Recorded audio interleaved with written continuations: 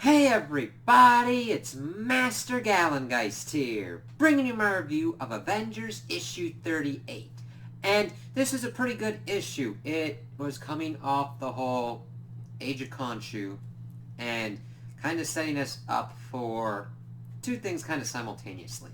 What's going on with the Phoenix Force and what's going on with Mephisto. So this is kind of that in-between kind of issue where you don't have a lot of things going on action-wise, but you got a lot of pieces being set up. So this issue actually starts off like a couple centuries in the past, kind of similar to Oregon Trail style, talking about how usually these deals happen at crossroads, and this one happened. We see that this dude is traveling with his family, and they've pretty much lost their last pack animal, and that it's filled with maggots and everything, and he's praying to everything that he can, and of course we see Mephisto pop and be like, oh, you'll do anything? Well, here you go. And this starts the whole Winthrop legacy line that we see throughout this issue.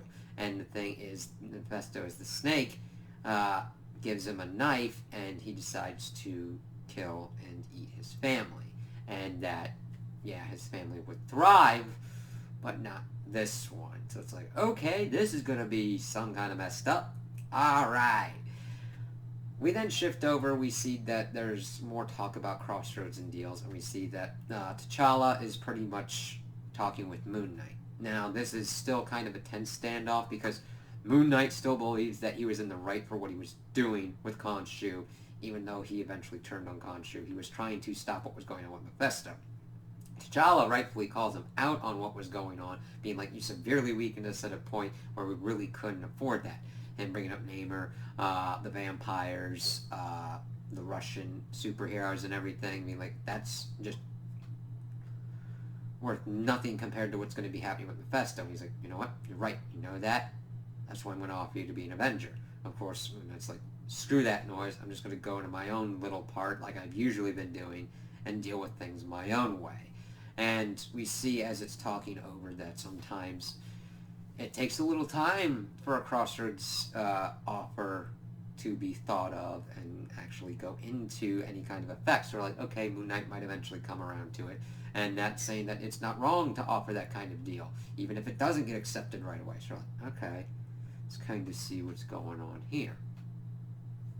We shift over to Avengers Mountain and see that Tony Stark is pretty much freaking the F out because of learning about all the Mephistos and everything.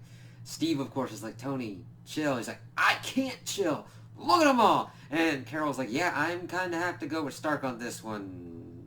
Cursing around like everything's not really an inappropriate response. And Steve's like, yeah, I don't disagree. It's just I kind of want to need to know what's going on here. He's talking about how Mephisto's had all these plans. He's like, listen, he's got alternate realities, time traveling, the whole thing with the maggots, and he's like thinking, feeling that the maggots are under him and under his skin and stuff like that. And Carol's like, I'm afraid for you, Tony. And it was nice to kind of see Carol have that kind of reaction, be like, I'm worried about you, Tony, that ain't good. Steve, of course, being that kind of bedrock that he is, like, okay, alternate time travel, everything like this. Mephisto is working this kind of plot and everything. Been doing it since a million BC. We just got to figure out what it is and deal with it. That's always the cool thing about Steve. When you get him into a situation like this, yes, he can understand the complete and utter insanity as we see all the dead Mephistos wrung out in those tubes, but he's like, listen, okay, yeah, we've got a problem. Let's deal with it and see what we can do about that. Steve, then Tony's like, no, you don't get this. He's been playing this for probably much longer and everything.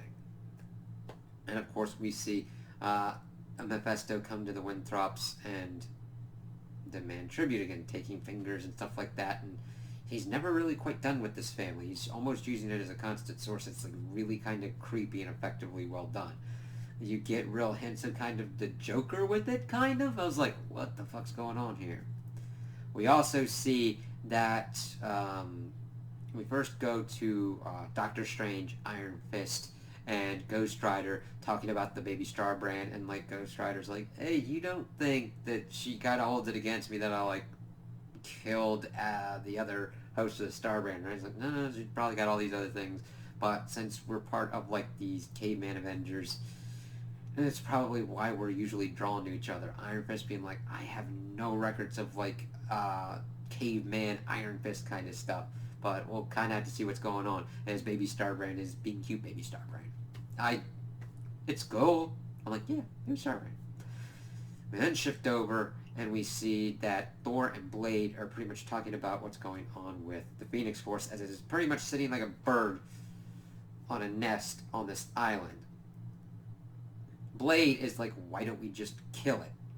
Normally, with anything that I've had to deal with, if it bleeds, I can kill it kind of effect. And then like, I know we've got Hulk going around pretty much trying to tell people to chill the F out, not... well, chill the fuck out and not try and bomb this thing. Not because of...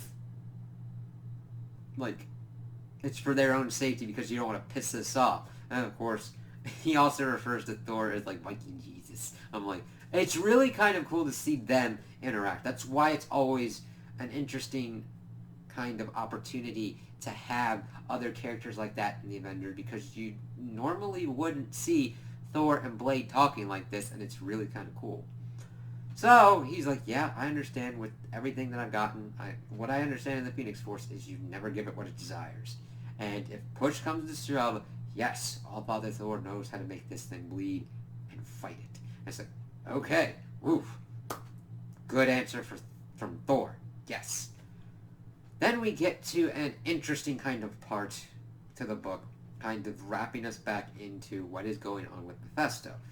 Going even to the beginning of Earth with the dying Celestial and all the goop and everything coming out of it. And we see Mephisto laying eggs and maggots as a fly. And then we see these maggots turning into different kind of things. Mephisto wants this world, and he's doing everything he can to have it and to pretty much unleash hell. Because we had seen that Tony referred to that about like Mephisto's plans, like if you can't get heaven, raise a little hell. And we see him doing all these kinds of things. We see somebody with a skull who's got really interesting speech pattern looking into it. It's like, yeah, do stuff here on Earth to court death. Seeing another one looking very similar to Apocalypse. See him trying to do stuff with the Hulk. And doing something in the future as well. And then we see throughout these different time periods, we see that the person he was talking to in the first panel in the Million BC was a very young Thanos saying that he was going to claim Earth, as we see the weird kind of centipede-ish kind of Mephisto thing in the skull. And we see arrayed the Avengers to stop him. It's like, ooh, it's interesting having Mephisto's plans weave throughout these various different time periods. Then we go and we see, not complete present day, but when Apocalypse is doing his thing. This time it's with Thor and some other kind of Avenger kind of analog, trying to fight and stop Apocalypse from doing his thing. Then, of course, we see the original formation of the Avengers that we are accustomed to with, of course, Iron Man and Thor and the Hulk, the whole thing that went on with Loki and everything. It's like, okay, that's interesting, kind of change that way. Then we go into the future, and it's somewhat similar to what we saw with King Thor. But it's not exactly it. We get Phoenix Force Wolverine, and we get a living Doom planet. I'm like, okay, that's different. We're going to have to see how that kind of works out. And, of course, relatives of Thor. But this looks like a different kind of change up of what the usual kind of granddaughters or daughter of Thor usually are. So we'll kind of have to see how we dive more into that. It's like, okay, that's kind of weird. And then we get towards the end of the issue, and we see that it is Howard Stark going to the Winthrops again, and this time it has a Hellhound kind of thing. And we see that Hell is being talked about, like how, yeah, it's usually in the background, but sometimes you don't notice it until it burns everything to ash. And we see this dog thing that looks like Mephisto going in and pretty much killing everybody and getting stuff for a resurrection spell. And that evidently that's enough, while Howard Stark is saying, Hail Mephisto. So it's like, okay, that's a really interesting issue to kind of interweave all these different things together. Now granted, this took more of the time to lay down the Mephisto framework, which I was really happy for. That's cool. And because, honestly, they didn't need to do much work with the Phoenix Force setup. It's like there, it needs an avatar. That's what Thor even comments on in this issue. It's just like, okay, That setup's good. This is interweaving how that kind of and is intersecting with what's going on with Mephisto's plans. And as we see, the Avengers are key to those plans being stopped. And because the Phoenix was part of like the Million BC one, we might get someone who is the avatar of this rendition of the Phoenix Force to probably be very important to stopping Mephisto's plans in those regards. So I like this one, even though it didn't really have a lot of action. It did a lot of good character interactions to see what's going on, and a lot of setup that we really needed for things that are going to be coming forward, and I can't wait to see where those go. So those are my opinions on the issue. Tell me what you guys think in the comments below. If you liked it, if you didn't like it, if you agree with me, if you disagree with me. Also like and subscribe, and I hope you have a good day.